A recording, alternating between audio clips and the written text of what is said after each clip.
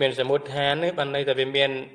ហេតុវានាំឲ្យកើតត្រូវទោសទៅបានវាមានសមុទ្រឋានរបស់វាមានអីមានកិរិយាណូសញ្ញាវិមកមិនចាំបាច់មានសញ្ញាទេមិនចាំបាច់មានចេតនាទេនឹងអចេតកៈតកាលណាណូសញ្ញាវិមកវាជាអចេតកៈហើយអចេតកៈបានន័យថាវាអត់មានចិត្តទេសិក្ខាបទនោះទោះជាមានចិត្តក៏ត្រូវដែរដូចជាខ្ញុំដេកលក់គេបង្អកសូរាចឹងណាខ្ញុំមានចិត្តភ័យណាបើមានចិត្តភ័យក៏ត្រូវទោសដែរព្រោះសិក្ខាបទនេះហណូសញ្ញាវិមកវិជាអចេតកៈជាបណ្ណតវិជ្ជៈកាយកម្មមានចិត្ត3មានវេទនា3ចិត្តមានលោភៈទោសៈមោហៈ